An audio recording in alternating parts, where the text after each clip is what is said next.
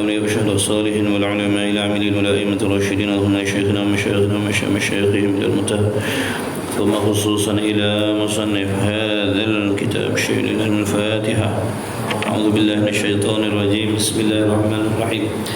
الحمد لله رب العالمين الرحمن الرحيم مالك يوم الدين إياك نعبد وإياك نستعين اهدنا الصراط المستقيم صراط الذين أنعمت عليهم غير المغضوب عليهم ولا الضالين آمين. أعوذ بالله من الشيطان الرجيم. بسم الله الرحمن الرحيم. الحمد لله رب العالمين والصلاة والسلام على رسول الله وعلى آله وصحبه أجمعين. سبحانك لا علم لنا إلا ما علمتنا إنك أنت العليم الحكيم. اللهم افتح علينا حكمتك وانشر علينا من خزائن رحمتك يا أرحم الراحمين. ربنا زدنا علما وفهما يا كاشف المشكلات اكشف الحجب عن وجوه هذه المعاني حتى نطلع على خفيات هذه المسائل واحفظنا من الخطأ والضلال فأنت موفق كل أمر وأنت علام الغيوب برحمتك يا أرحم الراحمين. وهب لنا يا وهب علما وحكمة وللرزق يا رزاق كلنا مسهلا بالخير فافتح لنا بالهدى وبالعلم كلنا يا عليم من فضل. اللهم علمنا ما جهلنا وذكرنا ما نسينا. اللهم اجعل أعمالنا خالصة لوجهك الكريم. وصلى الله على سيدنا محمد وعلى آله وصحبه وبارك وسلم. الحمد لله رب العالمين. أما بعد والسلام عليكم ورحمة الله وبركاته. Hadirin hadirat rahimakumullah. Alhamdulillah, segala puji bagi Allah yang memberikan kita nikmat taufik dipertemukan lagi dalam taman syurga majlis ilmu. Mudah-mudahan antum semua para muhibbin, para tetamu pilihan Allah Subhanahu wa taala sekalian sihat wal afiat zahir dan batinnya, rohani dan jasmaninya. Jadi sama-sama insya-Allah kita perbetulkan qasad dan niat kita belajar kerana Allah. Menuntut ilmu ini merupakan satu kefarduan yang Allah pikulkan ke atas setiap kita, laki-laki dan perempuan, tua, muda, laki, perempuan. Mudah-mudahan kita termasuk di dalam golongan hamba-hamba yang akan diberi kebahagiaan oleh Allah Subhanahu wa taala dunia dan akhirat. Mudah-mudahan kita termasuk dalam golongan hamba-hamba yang nak diberikan kebaikan, kebajikan oleh Allah Subhanahu wa taala. Mudah-mudahan Allah Ta'ala memberikan kepada kita ilmu yang bermanfaat untuk kita dunia dan akhirat. Amin ya Rabbal Alamin.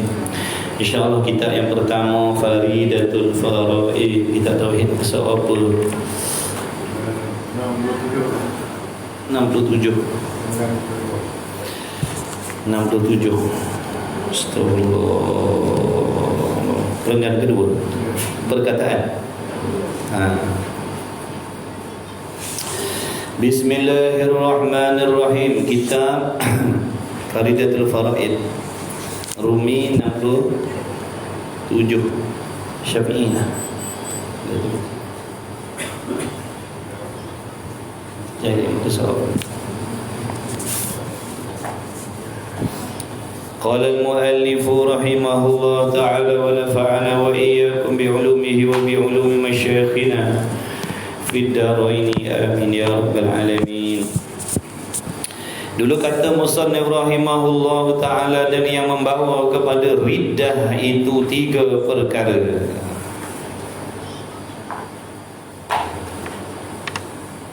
Yang membawa kepada riddah. Riddah itu apa riddah? Yang menjadikan kita orang mukmin riddah, yakni suatu perbuatan ataupun suatu perkara yang menjadikan kita kufur. Di belakang-belakang dah tu belakang sekali tengok tajuk beberapa kewajipan Islam. Beberapa kewajipan Islam di belakang. Mungkin terlebih 3 surat ataupun terkurang 3 surat berapa dengan kitab lama.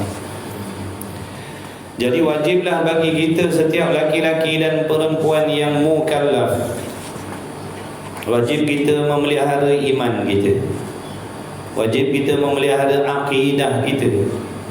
Meskipun kita bukan orang yang taat, meskipun kita bukan orang soleh, meskipun kita bukan orang alim, sebagai seorang Muslim, tua, muda, kaya, miskin, artis tak artis, orang biasa, raja, menteri, datuk, datin,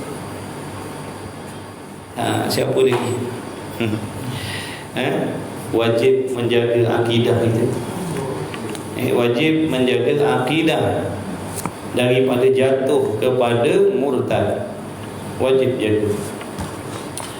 Bila kata wajib jaga daripada perkara yang memurtadkan, maka wajiblah kita kena tahu apakah antara sebab-sebab orang yang beriman menjadi riddah, menjadi murtad. Wajib kita tahu. Kenapa wajib kita tahu? Kenapa wajib kita tahu perkara yang memurtadkan? Apa benda yang memurtadkan? Kenapa kita wajib tahu? Kenapa berdosa kalau tak tahu? Kerana kalau tak tahu boleh menjadikan kita jadi kafir, jadi murtad tanpa perasaan. Bila tak tahu kita langgar tak perasan lah. Kita tak tahu undang-undang jalan raya, tak pernah ambil tahu. Tiba-tiba sampai surat saman. Kenapa tu? Dah terlanggar undang-undang jalan raya tanpa kita perasan. Rasa kita tak salah, rasa kita okey-okey je. Rupanya dah terlanggar undang-undang jalan raya sampai surat saman. Sama lah ni. Kalau kita tak tahu benda yang memurtadkan kita, barangkali kita ada membuat benda-benda ni tanpa kita perasan. Betul tak? Sebab itulah wajib kena tahu, supaya kita boleh berwaspada, berhati-hati. Kerana wajib setiap kita ni menjaga iman kita. Jangan sampai jatuh murtad. Jadi dulu katanya musannif, dan yang membawa kepada riddah itu 3 perkara. Yang pertamanya dulu ada 3 sebab. Ada 3 sebab seseorang ni boleh jadi murtad. 3 perkara. Maka setiap orang mesti kena tahu. Yang pertamanya dulu apa? I'tiqad yang salah. Itu nombor 1. Itu nombor 1 dan yang paling bahaya sekali. Dalam 3 ni nombor 1 ni yang paling bahaya sekali. Banyak orang jadi kafir, jadi murtad yang pertama ni, tanpa sedar. Sebab apa bahaya? Sebab benda ni tak nampak dalam hati, dan orang lain tak perasan, orang lain tak boleh tegur. Kalau yang nombor 2, nombor 3 ni orang lain boleh perasan. Yang pertama ni i'tiqad dalam hati, berkopiah sama kopiah, berserban sama serban, berpurdah sama berpurdah, bertudung sama bertudung. Rupa-rupanya yang seorang ni betul pahaman dalam hati, yang seorang ni sesat pahaman dalam hati. Nampak tak? Tilik zahir sama je, bertudung, bertelekung, nampak laki bini okey, laki bini, rupa-rupanya laki ahli sunnah, bini ahli punah. Tak perasan dalam diam-diam bini dia i'tiqad Tuhan atas langit contoh. Laki tak tahu sebab benda dalam hati. Rupa-rupanya dalam hati bini dia itulah pegangan dia. Tuhan ni duduk atas langit. Tuhan ada tangan, Tuhan ada kaki, Tuhan berbentuk, Tuhan berjirim, Tuhan berjisim. Sebab tu lah benda yang merosakkan akidah nombor 1 sekali ni yang paling bahaya. Dah macam mana kita nak kesan akidah kita betul ataupun salah? Tidak lain dan tidak bukan dengan belajar, mendekatkan diri kita dengan ilmu akidah. Bila kita belajar ilmu akidah, kita boleh mengesan pahaman dan pegangan kita dalam hati kita ni, apa yang kita faham, apa yang kita pegang terhadap Allah, Rasul, hari kiamat dan sebagainya, kita boleh kesan betul ataupun salah. Kalau kita sendiri tak nak belajar ilmu tauhid, ilmu akidah, sombong, berasa pandai, berasa alim, berasa reti dah, barangkali kita tak perasan ada pahaman-pahaman dalam hati yang mengkafirkan tanpa kita perasan. Jadi orang yang belajar dia tahu akidah ni betul ataupun salah. Orang yang belajar saja dia akan sedar, maknanya pegangan dalam hati dia tu seperti yang disuruh ataupun memiliki akidah yang dilarang. Jadi wajib bagi diri kita semua ni Tua muda, kaya miskin, lelaki perempuan, artis tak artis, wajib ngaji tauhid. Wajib ngaji supaya kita boleh semak balik. Selama ni aku percaya Tuhan tu, kepercayaan aku terhadap Tuhan tu betul ke salah, semak balik. Sebab tu ilmu tauhid ni kena ngaji istiqamah. Kena istiqamah mengaji. Kalau bolehlah usahakan untuk istiqamah supaya tidak tertinggal benda yang penting. Kalau tak istiqamah, barangkali waktu dibahaskan, diceritakan benda penting, kita tak ada. Sebab tu wajib kita semua mengaji. Jangan sombong kita. Jangan berasa dah tahu, jangan berasa dah pandai, jangan berasa dah alim, jangan berasa dah kenal Tuhan. Wajib mengenal Tuhan, wajib mengenal Allah. Seperti yang dikatakan oleh ulama, mengenal Allah ni dengan makna apa? Kita mengetahui apakah sifat yang ketentuan dengan Allah, yang mustahil bagi Allah, yang harus bagi Allah. Itu yang dimaksudkan dengan mengenal Allah Ta'ala. Bukan mengenal Allah, bukan maksud kita tahu namanya Allah, bukan sekadar tahu namanya Allah, bukan sekadar tahu tidak ada Tuhan kecuali Allah, bukan sekadar tu. Kena tahu sifat-sifat yang selayaknya bagi zat Allah Ta'ala. Jadi kena mengaji. Jadi apa hukum mengaji ilmu tauhid ni? Hukumnya fardu ain. Apa maksud fardu ain? Wajib atas setiap individu. Kalau dalam Malaysia ni yang mukallafnya ada 15 juta, 15 juta ni wajib mengaji tiap-tiap orang. Kalau tak pandai, tetap kita berdosa. Contoh 14 juta pandai dah, kita seorang tak pandai lagi ilmu tauhid, wajib juga kita mengaji. Dia bukan fardu kifayah. Kalau fardu kifayah, orang lain dah reti, dah pandai, kita tak ambil tahu pun tak apa, tak berdosa. Ini ilmu akidah, bukan ilmu fardu kifayah. Banyak kita tengok orang-orang yang hijrah, yang berhijrah tak ngaji tauhid. Banyak yang berhijrah, tinggalkan dosa, tinggalkan maksiat, yang tak bertudung, yang seluar pendek ni jangan pakai seluar panjang dah. Dulu pergi tempat maksiat, sekarang tak pergi dah, tak nak ngaji ilmu tauhid. Jadi jangan kita ingat meninggalkan maksiat macam tu, ke penghijrahan kita diterima oleh Allah, belum tentu lagi. Apa erti penghijrahan kalau akidah rosak? Adakah kita mendapat pahala dan kebajikan daripada penghijrahan kita dalam keadaan akidah kita sesat terhadap Allah? Dalam keadaan hati kita menyengutukan Allah, zahirnya sahaja nampak ikut syariat, tapi hatinya memiliki pegangan orang yang tak beriman dengan Allah.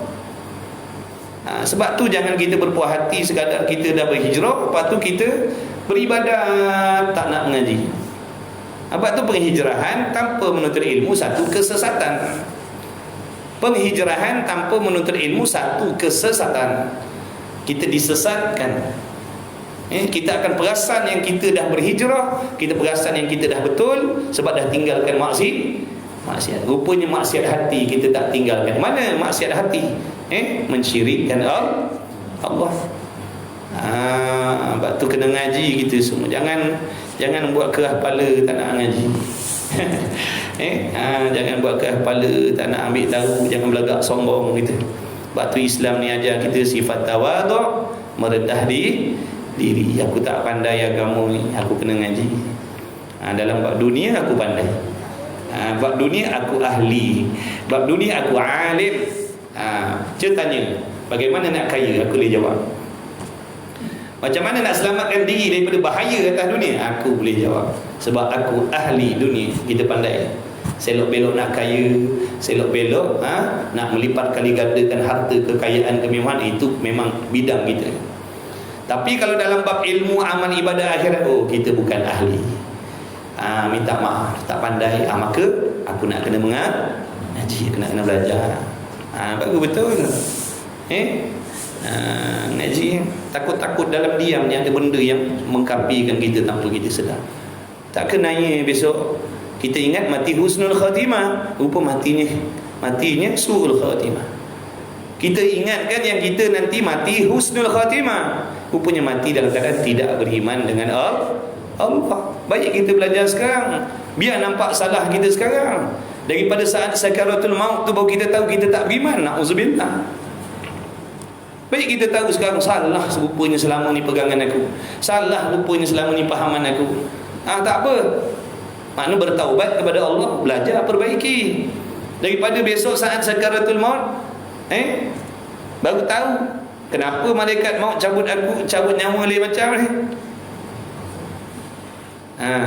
Rupa-rupanya malaikat maut tu mencabut orang yang tidak beriman. Na'udzubillah. Kita ni wajib ada rasa takut, rosak akidah. Wajib kena ada rasa takut, rosak akidah. Wajib ada rasa takut jadi kafir. Kerana kalau tak ada rasa takut, rosak akidah ni, kita takkan bertindak, kita takkan berusaha menjaga akidah kita. Kita akan biarkan buat tak peduli. Kenapa rumah kita berkunci, berpagar, ada yang ada security guard lagi? Kenapa menjadi macam tu? Kerana takut harta benda kita dirompak contohnya.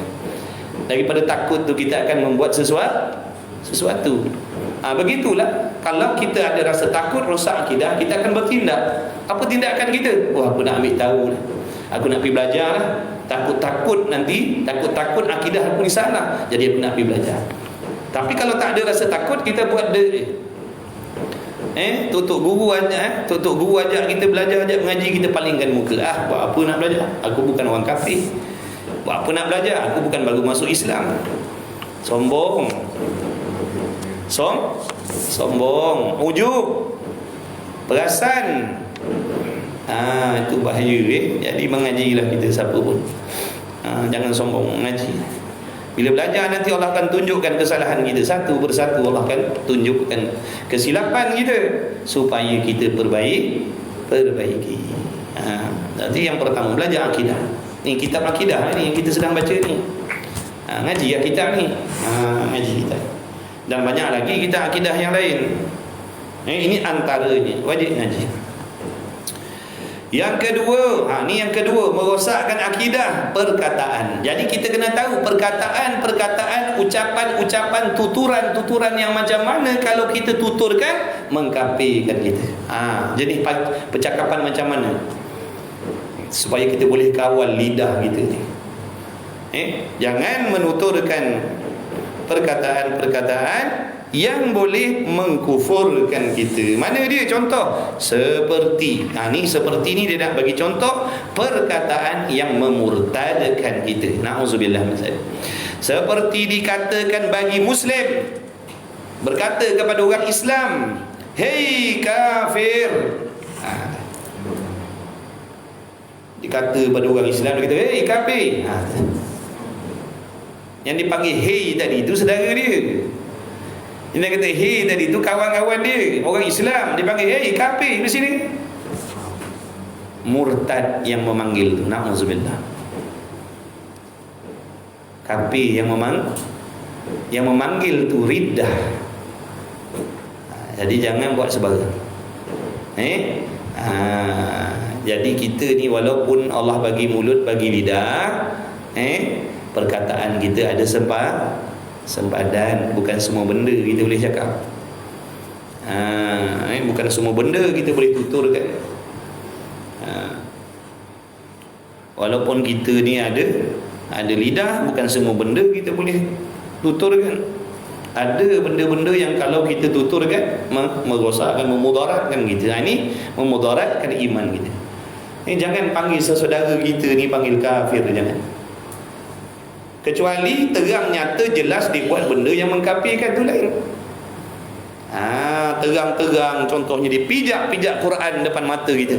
Boleh kita kata, "Hei kafir." Boleh. Nampak tak? Sebab perbuatan dia tu perbuatan yang merosakkan akidah, memijak-mijak Quran. Ini dah nak kata pijak Quran pun tidak. Nak kata cakap benda yang menghalalkan yang haram pun tidak. Lepas tu dalam hatinya pula kita tak tahu dalam hati dia.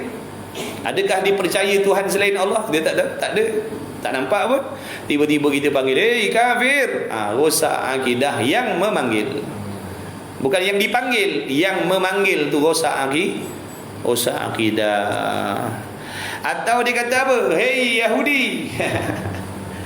Dia panggil saudara dia, hei Yahudi, mari minum. Dia panggil Mamat buat tak peduli je. Dia laum kuat sikit. Hei kafir, mari minum. Rosak akidah yang memang jangan buat main-main. Walau bergurau sekali pun. Tak boleh buat gurau tak boleh gurau. Ada benda gurau jadi. Gurau jatuhkan talak bini dia jadi. Baru kahwin, baru kahwin nak bergurau dengan bini dia. I ceraikan you. Tak pasal-pasal. Banyak benda lain boleh gurau lagi. Rosak kita. Jadi jangan. Ataupun kita panggil syirik. Kita panggil saudara kita syirik. Tengok Pak Cik ni duduk kat kubur. Tengok Pak Cik ni duduk kat kubur duduk doa. Hei syirik, kata dia. Ada golongan tu, ada golongan. Ada golongan yang suka mensyirikkan orang tanpa usul periksa. Dia tengok orang pergi ziarah kubur, hei syirik. Dia tengok orang pergi ziarah makam wali-wali, hei syirik. Dia tengok dia tengok orang berdoa dekat makam aulia, syirik, kata dia. Dia tak ada benda lain. Baik-baik. Kau faham tak apa maksud syirik ni? Menyengutukan Allah, dalam hati mempercayai ada sesuatu yang sama seperti Allah, mempercayai sesuatu boleh memberi seperti Allah, mempercayai sesuatu boleh memberi manfaat atau mudarat seperti Allah, baru syirik.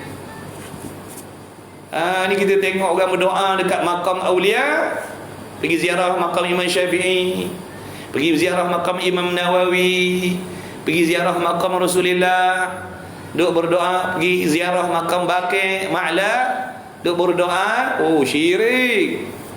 Tahu tak syirik ni apa? Makna kita panggil hei syirik, hei orang yang menduakan Allah. Jangan main-main. Kita tanya dulu sebelum panggil syirik tu, kita tanya Pak Cik tu dulu.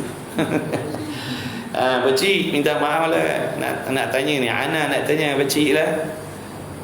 Pak Cik ni duk tadah tangan ni, duk buat apa ni? Pak Cik berdoa. Pak Cik minta doa, minta dengan siapa? Pak Cik minta dalam kubur ni lah. Pada Pak Cik yang dalam kubur ni, dia ada kuasa bagi. Ni yang Pak Cik berdoa minta kat dia ni. Barulah boleh kata syirik Pak Cik ni. Tapi Pak Cik tu jawab gini, Pak Cik berdoa lah kat sini. Pak Cik ni bukan orang baik, banyak dosa, banyak maksiat. Ni makam orang soleh, masyhur dah ni orang soleh ni. Tok guru besar ni orang soleh ni. Jadi Pak Cik berdoa di sini nak ambil barakah, nak tompang keberkahan dia. Mudah-mudahan Allah terimalah doa Pak Cik ni. Pak Cik minta pada Allah, ya Allah, panjangkan umur, berilah kesihatan, jadikanlah aku ni jutawan ya Allah. Ziarah juga, minta jutawan, minta juga. Jadikan Pak Cik ni jutawan ya Allah, jadikan aku ni jutawan ya Allah, dengan keberkahan, kemuliaan orang yang kau kasih ni ya Allah. Dengan berkah dia ni, aku tompang berkah dia, kabulkanlah doaku ya Allah. Ke Pak Cik tu kata kabulkanlah doaku ya ahli kubur. Tak ada orang doa macam tu. Faham tak? Jadi jangan mudah-mudah nak mengkafirkan Allah. Jangan. Ni masyarakat kita ni, netizen ni ramai yang tak mengaji ni. Netizen ni ramai yang tak mengaji. Dia main ikut-ikut. Ikut. Bila netizen tengok je orang pergi ziarah kubur, buat tahlil dekat kubur, baca Quran dekat kubur, syirik tu, buat-buat tu. Dah, nampak tak? Dah lah jahil, tak nak mengaji. Tu jadi. Tengok orang mengaji kat kubur syirik, orang semayang kat kubur syirik. Allahu Akbar. Janganlah mudah-mudah nak mengkafirkan orang. Tahu tak mudarat dia ni? Nampak tak ni mudarat ni? Barang siapa yang mengkafirkan orang Islam padahal orang tu tak ada buat benda yang mengkafirkan, kembali kekufuran tu pada diri sendiri. Jangan buat main-main. Jangan buat main-main. Mengajilah, ngaji. Fahamkan syirik tu apa makna. Pergi mana? Nak pergi pulau besar. Syirik mu ni. Belum habis cerita lagi. Nak pergi mana ni? Mau ramai ni? Nak pergi ziarah lah. Nak pergi pulau besar. Syirik ni. Kau balik sekarang? Syirik pergi pulau besar ni. Nampak syirik aku nak pergi mancing. Tak pasal-pasal gelojoh nak mengkafirkan orang. Faham tak? Gelojoh nak mengkafirkan orang.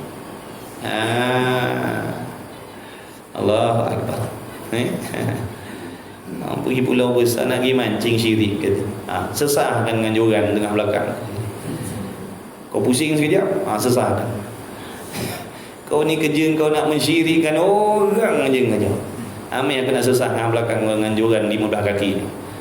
Baru dia tahu birat tak birat tengah belakang dia. Sebab tu dia enti. Waktu puak-puak ni enti. Kalau dengar nak pergi ziarah kubur, nak pergi ziarah makam wali-wali, dia tak ada lain dah, syirik lah ni. Dia tak ada benda lain dah.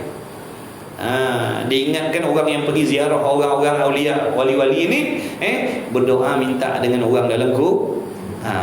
Dia faham macam tu. Dah kalau dia kata, kalau orang tu kata aku minta pada Allah, cuba bagi tahu syirik tang mana. Aku minta pada Allah, aku berdoa pada Allah. Yang kau kata aku ni menyengutukan Allah, menyengutukan pada pihak mana? Cuba bagi tahu. Tang mana yang menjadikan aku ni syirik bila aku minta pada Allah? Tanya dia. Sebab Nabi tak buat. Banyak syirik kita. Kalau atas alasan Nabi tak buat syirik, banyak yang kafir ni. Tok Bilal masjid syirik. Dan azan lepas jemaah, azan kali kedua Nabi dia buat. Tak ada, syirik. Dah kalau semata-mata alasan Nabi tak buat, Nabi tak buat. Tak ada zaman Nabi azan kali kedua hari Jumaat, azan sekali. Zaman sahabat baru azan 2 kali. Itu lain tak mana pula. Tadi kau kata Nabi tak buat syirik. Kalau Nabi tak buat, kita buat syirik. Dia kona apa lain pula, nak menyelamatkan diri dia. Allah Akbar. Baiklah kita kena mengaji. Kalau tak, kena tipu dengan puak-puak ni. Tauhid, ngaji tauhid. Atau aku berlepas daripada Allah Ta'ala, kata dia, aku tak perlukan Tuhan. Maksudnya dia kata gitu. Dia kata aku tak perlukan Tuhan. Kau tak payah nak ceritalah pasal Tuhan-Tuhan ni. Aku tak perlukan Tuhan. Kafirlah dia kalau dia cakap macam tu. Atau daripada Nabi, dia kata aku tak berkendak, tak berhajat pun pada Nabi. Kafirlah dia. Atau daripada Al-Quran, dia kata aku tak berhajat pun dengan Quran. Murtadlah dia. Atau daripada Islam, aku ni kalau tak Islam pun tak apa. Kafir dia. Atau dia kata rasa malang jadi orang Islam. Kafir dia.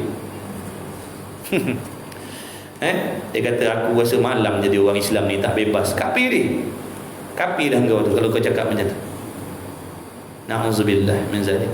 Kita kalau jahil, tak tahu, tak pandai, kita akan berani. Berani apa? Berani tak bertempat. Tu namanya. Bila kita jahil, kita akan berani, tapi berani tak bertempat. Cakap ikut apa nak cakap. Dia tak sedar perkataan dia tu merosakkan akidah dia. Sebab tu orang yang jahil, lebih-lebih lagi jahil tentang akidah ni, antara dia dan antara kekufuran ibaratnya mata putih dan mata hitam. Ibaratnya mata putih dan mata hitam, dekat sangat-sangat. Kita ni kalau tak nak belajar akidah, tak nak belajar tauhid, tak nak belajar akidah, antara kita dengan kufur tu macam mata putih dan mata hitam je. Silap sikit je, silap sikit je boleh rosak akidah kita. Tu kita kena mengaji supaya kita tahu, hati-hati, waspada. Aku tak boleh cakap macam ni, aku tak boleh percaya macam ni, aku tak boleh buat macam ni. Sebab dia ada ilmu, jadi dia tahu sempadan. Sebab tu kita kata cari duit, cari kaya, bekerja. Ilmu jangan lupa belajar, mengaji jangan tinggal.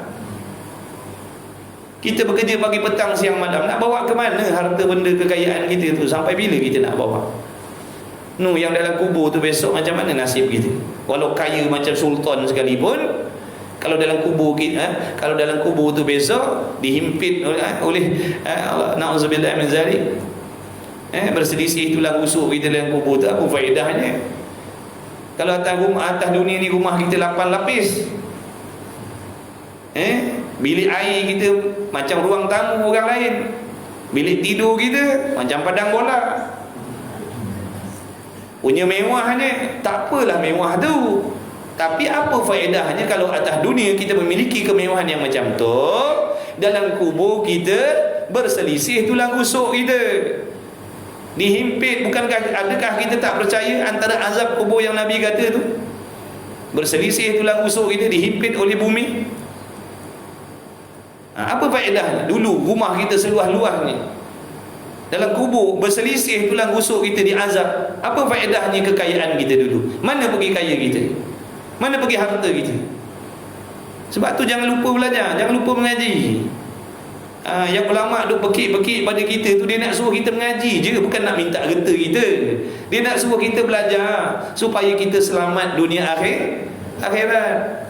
Supaya kekayaan yang kalian dapat ni Allah akan gantikan dengan kekayaan yang lebih dahsyat di hari kiamat besok. Kalau tak, kekayaan kita sekadar tu je lah, kadar tu je lah.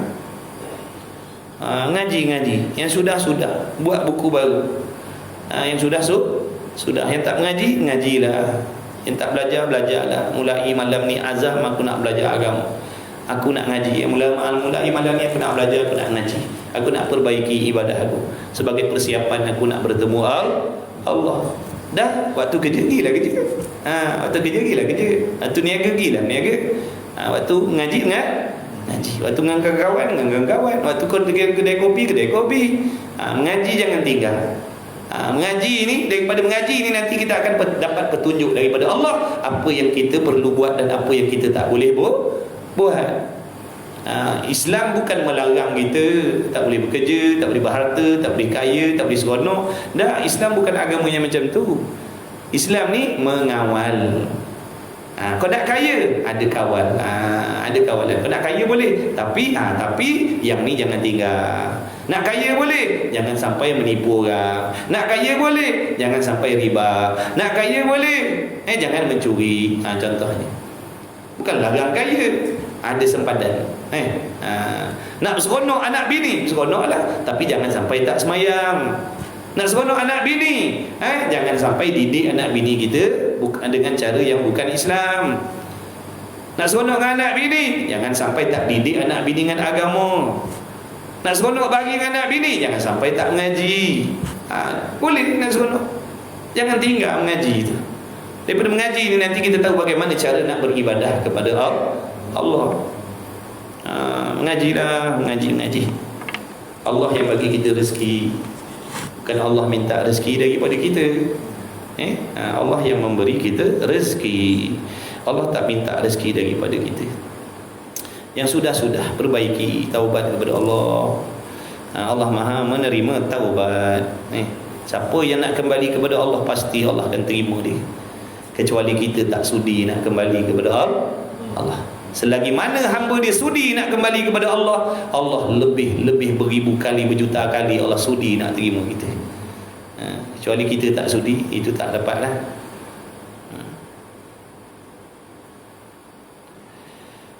Kemudian kata musannif lagi, apa lagi benda yang mengkafirkan tadi? Dia kata apa? Aku tak berhajat kepada Quran, ataupun aku tak berhajat kepada Islam. Padahal dia orang Islam, dia kata macam tu. Kalau orang kafir kata macam tu, tak apalah, dah memang dia kafir pun. Ini dia orang Islam. Dia orang Islam, dia kata aku tak berhajat kepada Islam. Dan seperti mempersenda-sendakan dengan Al-Quran. Mempersenda-sendakan dengan Al-Quran. Apa maksud mempersenda-sendakan Al-Quran? Mengejek-ngejek Al-Quran. Dia mengejek-ngejek hukum hakam yang ada dalam Quran. Baru ni kita ada jumpa dalam TikTok, dalam satu live ni, disembang tentang apa lah, tak tahulah. Melayu, lelaki ada, perempuan ada. Sembang tentang apa? Tentang hal-hal dunia ni lah. Tiba-tiba adalah dalam ramai-ramai itu yang menegur, maknanya atas dunia ni kita tak boleh bebas. Atas dunia ni ada sempadan, kita kena ikut agama. Walaupun nak berseronok ke, nak buat apa ke atas dunia ni, ada sempadan. Kita ni orang Islam. Dalam Quran Allah Ta'ala sebut gini. Apa dia jawab? Kau nak cerita pasal Quran, pasal hukum hakam Islam, kau pergi tempat lain. Ini bukan nak cerita pasal agama. Na'udzubillah min zalik. Tengok tu, anak-anak kita tu, orang kita tu, jangan, kalau kau nak cerita agama, kau pergi tempat lain. Sini bukan cerita tempat agama. Kau nak cerita pasal agama, kau pergi tempat lain. Tengok berani dia tak perasan perkataan dia tu apa akibat dia.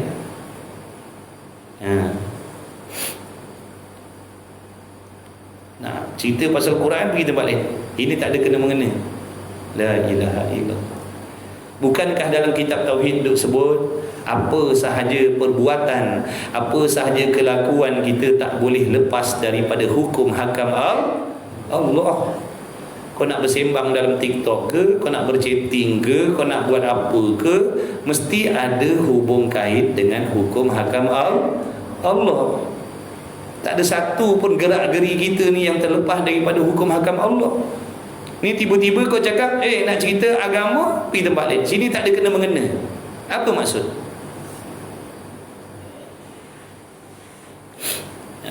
Orang Melayu kita kalau orang bukan Islam, dah memang dia lah. Nampak tak tu bahaya? Kalau tak belajar macam tu lah jadi. Sebab tu kita ni wajib didik anak-anak kita dengan agama, supaya nanti jangan kita dipersalahkan. Esok dia kata saya tak tahu, ayah tak ajar, ayah tak pernah suruh. Masak kita, dua-dua masak. Anak pun masak kena bakar, bapa pun masak kena bakar. Sebab tu biar kita suruh, biar kita marah kan. Dia tak suka, itu lantak dia. Asalkan besok kita tak dibakar oleh Allah.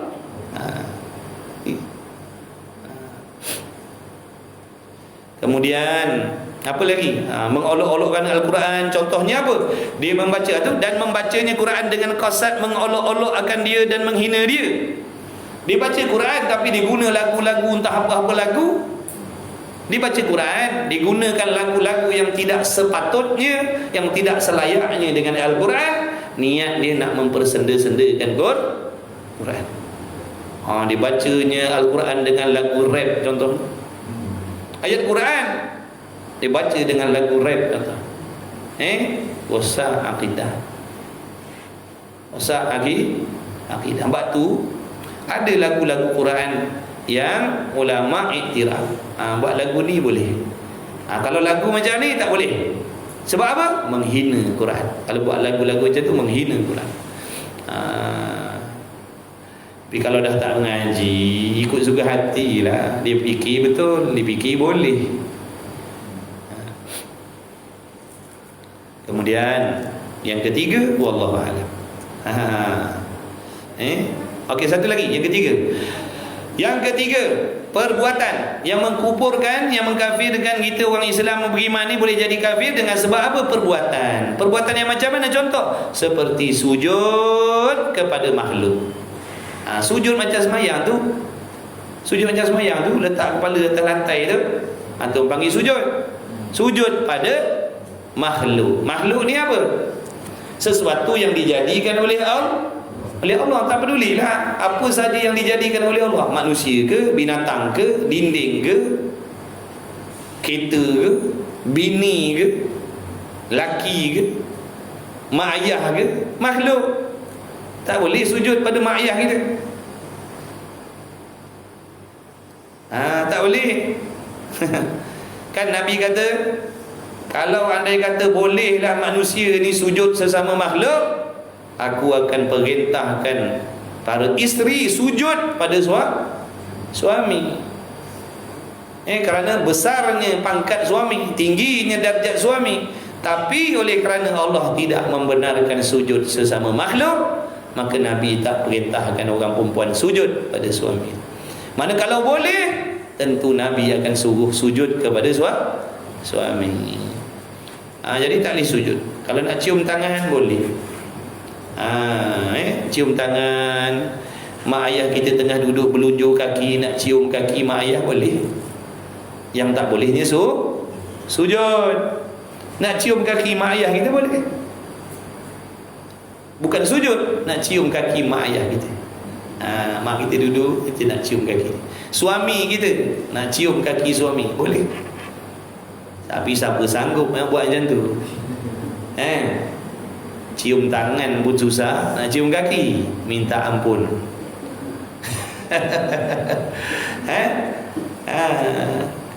Cium tangan mak ayah pun tahan nafas. Busuk orang tua ni. Allah tahu kau anak derha. Allah tahu kau mengkeji mak ayah kau. Walaupun sambil kau cium tadi kau senyum, tapi dalam hati kau kata busuk orang tua ni. Mana kita nak lari? Dengan orang bolehlah kita berlakon, dengan Tuhan tak boleh. Cium tangan mak ayah pun tak mau. Tu masing-masing lah. Nak cerita hukumnya boleh. Kalau nak cium kaki suami kita boleh. Tanda kita memuliakan dia, membesarkan dia, menghormati dia. Nak sujud tak boleh. Yang lagu gaya tu jangan pakai. Kan ku sujud di kakimu. Itu jangan pakai. Dia tak ngaji tu, buat dia buat lagu tu.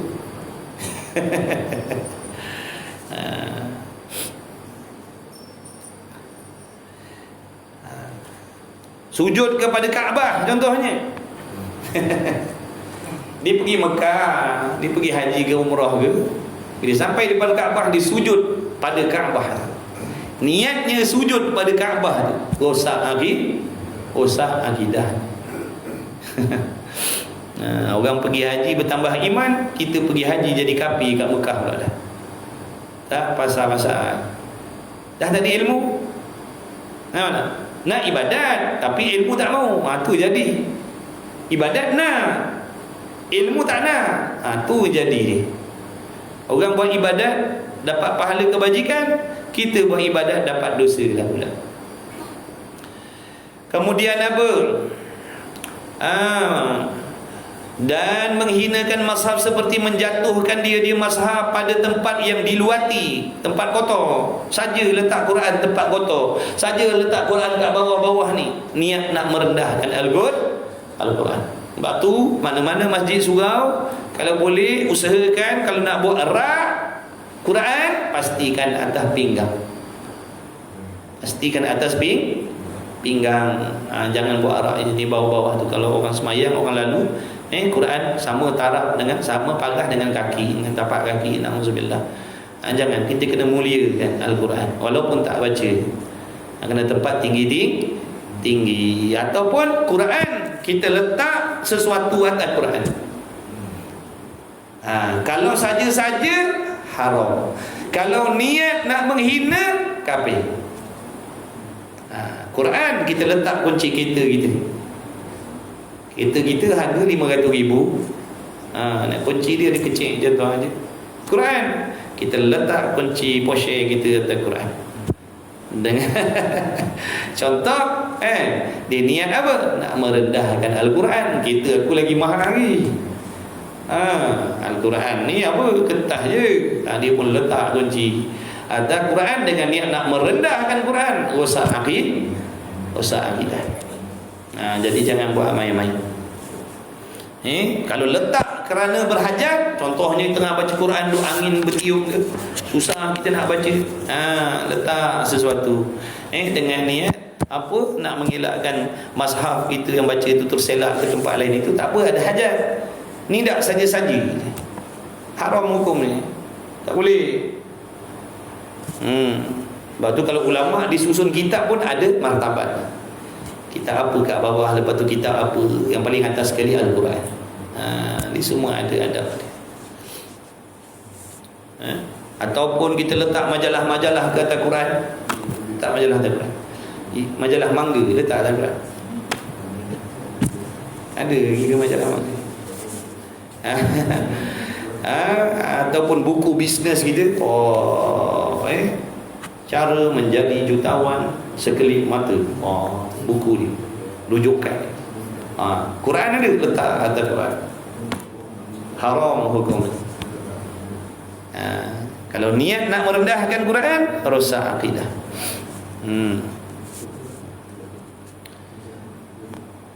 Ataupun nampak cebisan-cebisan Quran. Nampak cebisan Quran, kita tahu yang tu Quran, saja kita pergi pijak walaupun secebis, rosak akidah. Kecuali tak perasan, itu lain. Ini nampak dah ayat Quran, saja pergi pijak, rosak akidah. Jangan. Kena jaga Quran walaupun tak baca, jaga, muliakan tu. Itu contoh perbuatan yang merosakkan akidah. Demikian lagi hadis ataupun ilmu syarah pun tak boleh. Kitab-kitab agama maksudnya tak boleh kita nak menghina, tak boleh. Sebab ni ilmu tasawuf, ilmu tauhid, ilmu apa semua asalnya daripada Al-Quran. Situ asalnya. Iqra' tak iqra', muqaddam tak muqaddam, tak peduli. Budak-budak tak apa, dia tak tahu, dia tak mumayyiz, ataupun dia baru mumayyiz, tak berakal lagi, dia tak tahu. Kita mak bapak ni kena jaga. Kadang-kadang anak-anak buat sepah muqaddam iqra', dengan mak-mak pun main langkah juga, dengan bapak pun main langkah juga. Atas alasan apa? Alah, iqra'. Kau tak tahu tak benda tu, huruf-huruf tu huruf Quran? Anak tak apalah. Kita ni bila nampak budak-budak buat macam tu, ambil. Bukan biarkan. Dia budak-budak tak berdosa, dia tak tahu. Kita mak ayah ni, ni dengan anak pun langkah, dengan pijak, dengan mak ayah pun pijak ke. Inna lillahi wa inna ilaihi raji'un. Sampai macam tu sekali kita tak tahu. Sampai macam tu sekali kita tak tahu benda tu. Walaupun iqra', kena jaga, kena muliakan. Sebab dalam iqra' tu ada huruf-huruf Al-Quran. Dan kitab syarah, ilmu syarah, fiqh, tauhid, sirah, hadis, ikutlah. Tak boleh, kena jaga, kena muliakan dia. Wallahu a'lam. Satu kitab lagi. Mudah-mudahan Allah bagi taufik kita berhati benda-benda tu. Mudah-mudahan.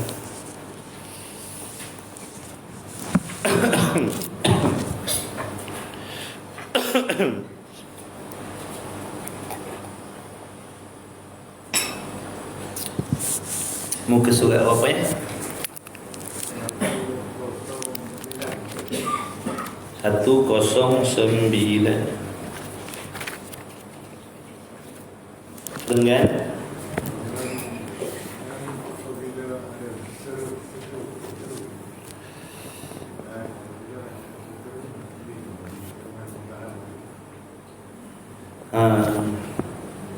qala al-musannifu rahimahullah ta'ala wa nafa'ana wa iyyakum bi'ulumihi wa bi'ulumi masyayikhina fid darain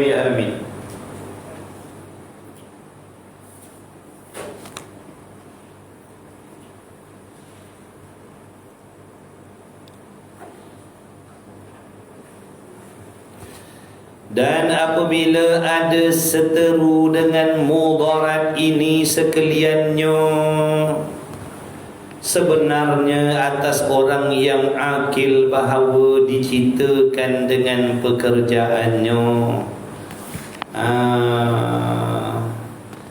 Ini cerita pasal apa ni? Nafsu. Nafsu musuh ibadah, yang mengganggu, yang menegahkan kita daripada beribadah, yang kacau kita ibadat. Yang kacau kita ibadat ni ada 4. Yang pertamanya apa? Dunia. Yang kacau kita ni, yang kacau kita semua ni, anak bini kita, kawan-kawan kita nak beribadat. Yang nombor 1 dunia. Apa maksud dunia ni? Dunia di sini apa maksudnya? Benda-benda yang tidak menolong ibadah. Mudahnya kita kata benda yang seronok. Ini yang ganggu ibadat. Seronok berkawan, tak boleh ibadat. Seronok cari harta, tak boleh ibadat. Seronok sesuatu yang tidak apa? Yang tidak menolong akhirat, sesuatu yang tidak memberi faedah selepas mati. Itu makna dunia. Kalau harta yang dia miliki menolong dia beribadat, maka harta itu namanya akhirat. Faham baik? Yang keliru, kita ada harta, tapi harta kita tu jadi sebab kita dan anak bini kita mudah nak dekat dengan Allah.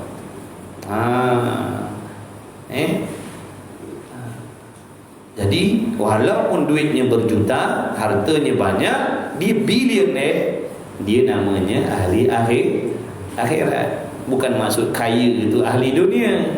Tengok dulu. Jangan kita salah faham. Kaya je kita kata ahli dunia. Jangan macam tu. Kaya je, jutawan je, kita kata ni ahli dunia ni. Jangan. Tengok dulu dia buat apa dengan kaya dia tu. Dia buat apa dengan kaya dia tu.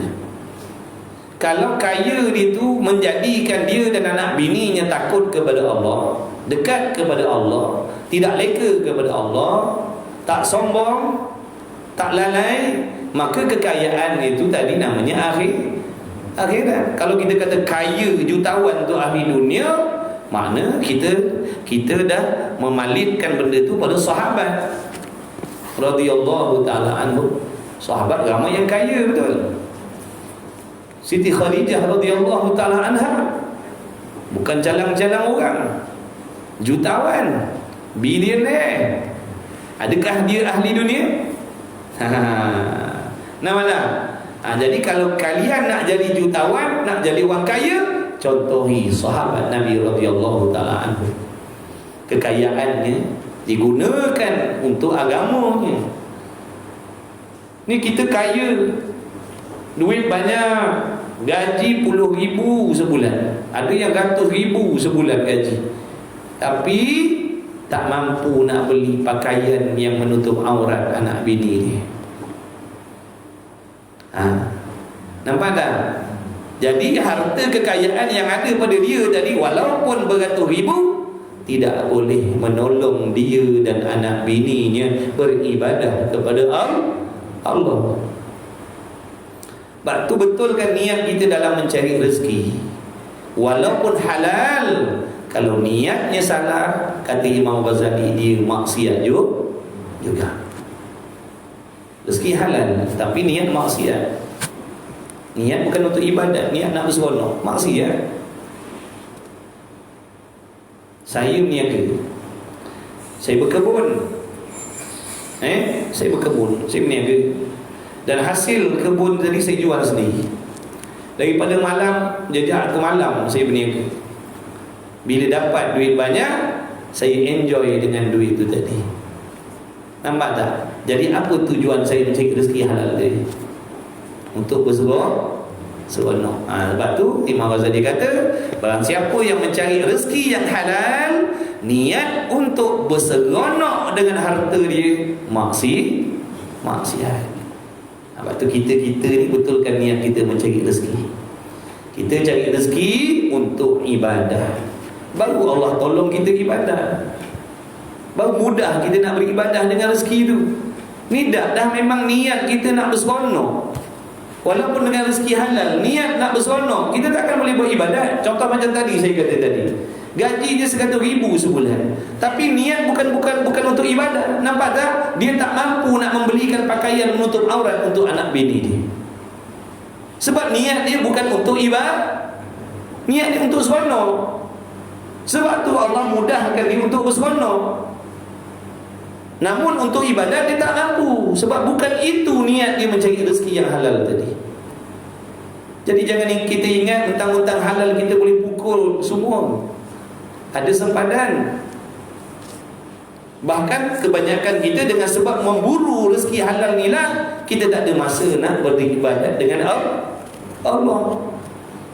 Bekerja pagi petang siang malam, pagi petang siang malam, pagi petang siang malam, tak kenal Tuhan, tak kenal semayang, tak kenal mengaji. Padahal rezeki yang dicari tadi halal. Boleh ke nak cari rezeki yang macam tu sampai langgar sempadan yang lain? Tu namanya tamak dengan rezeki yang halal. Habis waktu kita sampai yang wajib kita tak boleh nak buat, kerana kita hanya menumpukan pada satu je, iaitu mencari rezeki halal. Memang mencari rezeki halal tu wajib, tapi bukan bermaksud bila kita mencari rezeki yang halal kita boleh langgar kewajipan yang lain. Dia ada sempadan. Cari rezeki halal, jangan sampai langgar waktu solat, jangan sampai langgar solat. Cari rezeki halal, jangan sampai langgar menuntut ilmu. Ni dah kita ambil satu ni, mentang-mentang cari rezeki halal kita pukul semua, habis masa kita. Sampai Tuhan pun kita tak kenal, semayang kita pun tak betul, masalah hati, perjalanan hati pun kita tak tahu. Yang kita tahu satu je kewajipan, mencari rezeki halal, mencari nafkah, tu je. Jadi hati-hati, betulkan niat kita dalam mencari rezeki. Mencari rezeki untuk memudahkan urusan kita dan anak bini kita beribadah. Jadilah billionaire pun tak apa, tak ada masalah. Niat tu penting. Innamal a'malu binniyat. Saya gaji 100,000 sebulan, saya tak boleh nak belikan pakaian menutup aurat anak bini saya. Kenapa jadi macam tu? Ada orang lain gajinya RM20 di sebulan, ada RM20 di sehari, tapi boleh belikan pakaian menutup aurat untuk anak bini dia. Kenapa? Sebab niatnya nak beribadah. Walaupun RM20 sehari gaji dia, bila niatnya nak ibadah, dengan RM20 tu dia boleh dekatkan diri kepada Allah. Gaji saya RM200, RM300 sehari. Niat saya bukan untuk ibadat, niat saya untuk seronok. Sebab tu saya payah nak dekat kepada Allah. Saya tak boleh gunakan duit saya itu untuk ibadah, tak boleh. Tetapi duit tu pula yang halal tadi saya gunakan untuk buat maksiat pula. Thumma la tus'alunna yawma idzin 'anil na'im. Besok Allah tanya kita. Allah tanya kita, nikmat yang kita dapat, kekayaan yang kita dapat, mana kita gunakan? Adakah menolong ibadah ataupun menjadi sebab kita semakin hanyut dengan Allah, daripada Allah? Adakah kekayaan yang kita miliki itu menjadi sebab kita dan anak bini kita melupakan agama, melupakan Allah? Besok Allah tanya kita, apa kita nak jawab? Sebab tu waspada. Bukan tak boleh kaya lah, tapi jangan langgar sempadan tadi tu. Tiru macam akhlak sahabat. Selain daripada kaya, tolong agama, gitu. Boleh keluar zakat, betul tak? Bantu anak yatim, bantu orang fakir miskin. Lepas tu selain daripada tu, mudah nak beribadah kepada Allah. Nak pergi haji boleh, nak pergi umrah boleh. Nak panggil guru-guru datang ke rumah kita ngajar boleh. Kita businessman, tak boleh nak pergi masjid subuh, tak sempat nak pergi, balik niaga petang. Tapi ada cara lain. Jumpa guru-guru, Saya minta jasa baik Tugu datang mengajar saya dan anak bini saya seminggu sekali. Pagi Sabtu pukul 8 pagi sampai tengah hari. Ajar saya, anak bini saya fardu ain. Sebab kami ni tak sempat nak pergi surau masjid. Kami ni berniaga, balik lewat, tak sempat. Jadi kami cari jalan lain mana? Panggil guru datang dan kami bagi satu hati. Didik kami dengan agama. Boleh tak? Dapat mengaji tak macam tu? Dapat. Tapi kalau tak buat, ramai je orang yang mengaji, ramai je orang kaya-kaya buat macam tu. Contoh macam keluarga dekat Bukit Baru, ahli perniagaan, kontraktor, tapi ada kuliah fardu ain untuk dia dan anak bini dia seminggu 2 kali. Fiqh, tauhid, tasawuf, mengaji. Nampak tak? Walaupun dia kaya, tu maknanya sebab dia nak, dia boleh buat. Maka dia gunakan harta dia tadi untuk memudahkan urusan ibadah. Boleh buat macam tu. Kawan-kawan, antum andai kata antum ni ahli businessman, tak boleh nak sempat nak pergi surau masjid, boleh buat cara tu. Panggil tu guru yang betul fahamannya, betul syariatnya, betul akidahnya, datang mengajar kita dan anak bini kita. Boleh mengaji sama-sama. Gunakan duit yang berjuta tu tadi, duit kita yang beratus ribu berjuta tadi, bagi satu hati untuk guru tu. Kerana sudi buang lapangkan waktu untuk mendidik kita dan anak bini kita. Itu namanya harta menolong akhirat. Boleh je buat macam tu. Boleh je buat macam tu. 16 tahun dah yang dekat keluarga Bukit Baru tu, 16 tahun dah situ. Tiap minggu ada kelas. 16 tahun dah. Yang tak kahwin boleh tak kahwin sampai anak 5-6 orang lah sekarang. Boleh buat, nampak tak? Boleh. Hari Isnin rumah mak dia, semua adik-beradik datang rumah mak dia, ngaji ibadah kat rumah mak dia. Isnin depan rumah abang dia pula. Semua pergi rumah abang dia pula. Isnin satu lagi pergi rumah angah dia pula. Yang lain pergi cuma tempat dia tempat berpindah-pindah. Adik-beradik dia ada tawah lah sebulan tu. Minggu ni rumah ni, minggu depan rumah kakak pula, minggu satu lagi rumah adik. Tapi adik-beradik ngaji, ipar dua yang ngaji. Boleh. Dia orang ahli perniagaan, orang kaya, tapi tak lepas daripada belajar agama elok, nampak akhlak, masya-Allah, nampak keberkahan keluarga tu. Walaupun mewah, walaupun kaya, masya-Allah, hebat. Pakaian jaga semua anak cucu budak kecil, anak yang kecil-kecil umur 2-3 tahun pun masya-Allah. Sebab keluarga tu tadi faham agama, kaya juga. Kalau kita nak bagi alasan kita kaya sebab tak mengaji, tak boleh mengaji. Ada yang lagi kaya daripada kita boleh mengaji. Apa alasan kita tak boleh belajar? Miskin. Ada yang lagi miskin lagi boleh mengaji. Kita tak nak je sebenarnya. Kaya miskin bukan alasan. Kita yang tak mau. Ni nafsu. Nafsu lah tu. Benda yang merosakkan kita, menegah kita beribadah, ganggu kita.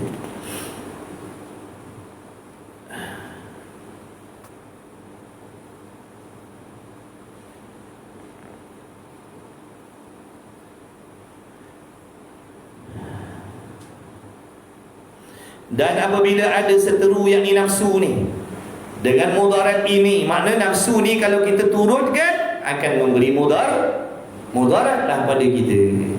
Ikutkan nafsu tadi, keinginan, tak nak mengaji, tak nak semayang, tak nak ini, tak nak itu, nak ikutkan bebas atas dunia ni.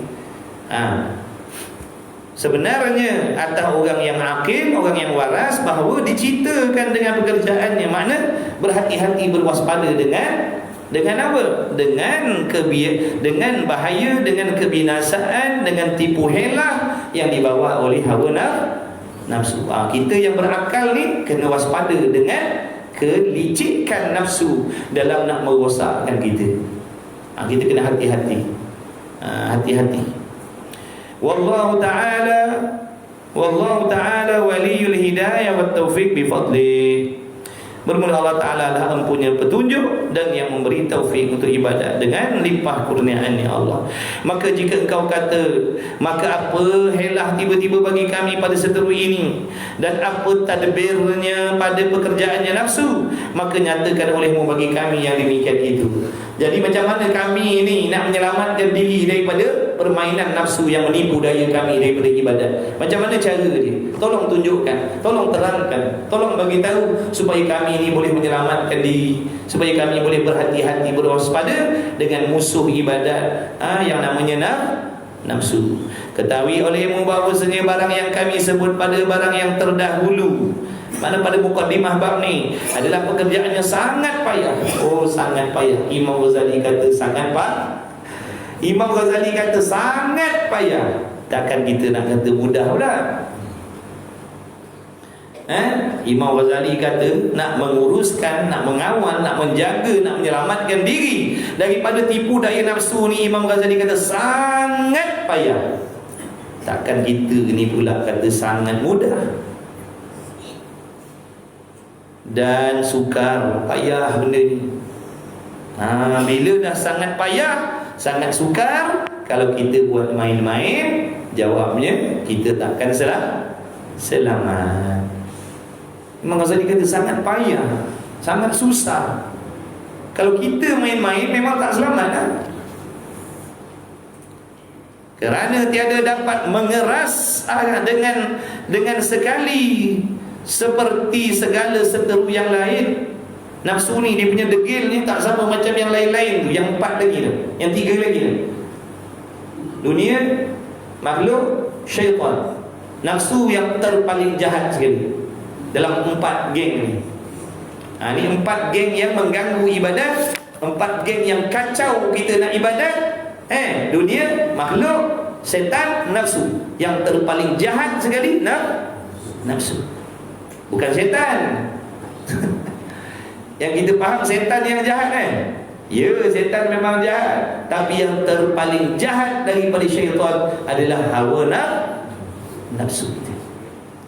Satu nafsu menyamai dengan 70 ekor setan. 70 ekor setan menyamai dengan nafsu kita. Berat tak berat nafsu kita tu? Satu nisbah 70 ekor setan, baru sama dengan dia.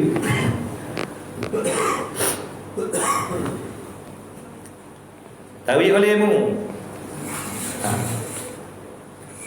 kerana ia nafsu kenderaan.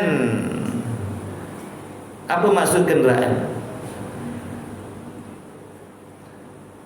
Kerana nafsu ni merupakan kenderaan, yakni pembantu sebenarnya, pembantu kita manusia ni untuk membuat ibadat ataupun membuat sesuatu, dan pegawai, dan tiada dapat engkau sia-siakan di dalam kehendaknya nafsu dengan sekali, kerana adalah mudaratnya,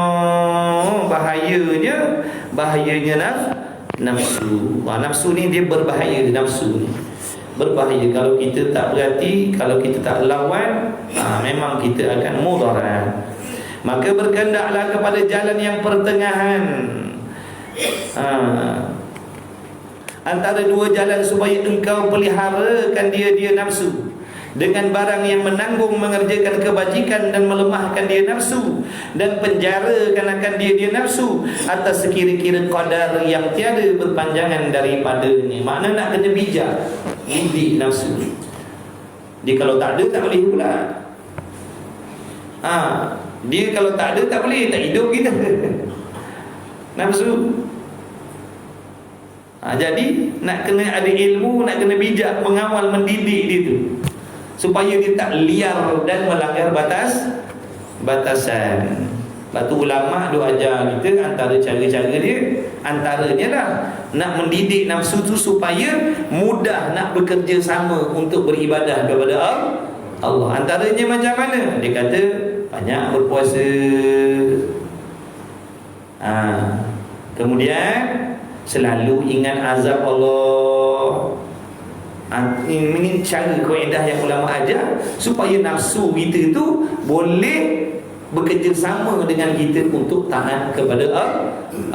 Antaranya mana? Ingat mati, ingat azab Allah, berpuasa, dan memberatkan diri dengan ibadah. Baru nafsu ni nanti nak ikut sikit. Baru nak ikut sikit. Dia buat perumpamaan apa? Nafsu-nafsu ni macam keldai. Keldai, kalau kita nak dia tu ikut perintah kita, bawa kayu api, kena kurangkan makan dia dan pikulkan beban berat di belakang dia, barulah kita tarik, dia akan ikut. Tu keldai.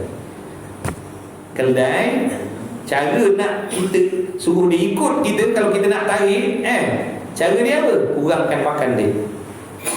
Sebab tu kita tengok kalau dalam TV tu, keldai-keldai yang dia buat tarik kayu api, benda semua tu akan air semua kering.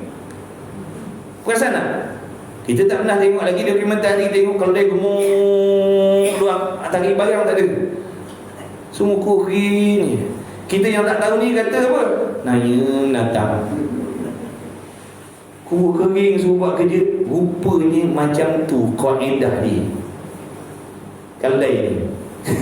Kalau bagi dia umpan, sarapan pagi, makan tengah hari, minum petang, akan kalau keldai ni kita jamu dia macam tu, sarapan pagi, minum pukul 10, makan tengah hari, minum petang, makan malam, minum tengah malam. Kau tariklah, selangkah setapak pun dia takkan ke depan. Silap dia tarik kita. Itu kaedah apa? Kaedah yang ulama kata, kalau nak suruh keldai itu berkhidmat, nak suruh dia buat kerja, kurangkan makan dan pikulkan beban kat belakang dia, baru tarik, dia akan ikut. Tapi kalau dia gemuk, dia cukup makan, tariklah, dia tak peduli. Itulah ibaratnya nafsu kita. Sebab tu orang-orang tu ahlillah tu, orang hebat-hebat ni banyak berbuat puasa dan memberatkan dirinya dengan ibadah. Tu makna kurangkan makan dengan makna berpuasa dan memberatkan, memikul bebanan melakukan ibadah. Baru nafsu ni nak ikut kita sikit. Begitu perumpamaan dia. Wallahu a'lam. Dah lah sikit ya. Bismillah dah. Kerana nasi goreng sejuk lah. Mudah-mudahan dengan berkah majlis ilmu, Allah Ta'ala panjangkan umur kita semua untuk ibadah, baiki ibadah, menuntut ilmu. Mudah-mudahan Allah memberi kita kesihatan, keafiatan untuk ibadah. Mudah-mudahan Allah memberi kepada kita rezeki yang halal, lagi berkah. Mudah-mudahan dengan asbab rezeki itu mudah untuk kita dan anak bini kita beribadah kepada Allah. Mudah-mudahan Allah mengampunkan segala dosa-dosa kita, kedua ibu bapa kita, ibu bapa mertua kita semuanya, adik-beradik, ipar aduai, kawan-kawan, rakan-rakan semuanya. Mudah-mudahan Allah Ta'ala mengampunkan dosa kita, membimbing kita sampai selamat di hari kiamat besok. Mudah-mudahan kita mendapat syafaat Nabi Muhammad SAW. Mudah-mudahan kita mati sebagai seorang penuntut ilmu yang diredai oleh Allah Subhanahu wa taala. Mudah-mudahan kita diberi rezeki oleh Allah husnul khatimah. Mudah-mudahan Allah Taala melahirkan daripada kita anak cucu cicit keturunan yang soleh, yang solehah, yang berjaya dunia dan akhirat. Amin ya rabbal alamin. Tak lupa saudara mara kita di Palestin sana dan di Lebanon dan di mana-mana sahaja umat Islam yang dizalimi. Mudah-mudahan Allah Ta'ala memberikan keselamatan, kemenangan, perlindungan, kejayaan. Mudah-mudahan Allah Subhanahu Wa Ta'ala menghancurkan, menghapuskan, memusnahkan, menggagalkan sekalian musuh-musuh Allah Subhanahu Wa Ta'ala. Amin ya rabbal alamin. Bismillahirrahmanirrahim. Alhamdulillahirabbil alamin wassalatu wassalamu ala Rasulillah. Allahumma anfa'na bima 'allamtana rabbana 'allimna alladhi yanfa'una rabbana faqih ahlana wa qurbatina fi dinina ma'al qudri mustafa dzakar wa sallallahu ala sayyidina Muhammad. Alhamdulillahirabbil alamin. Taqabbalallahu minna wa minkum taqabbal karim.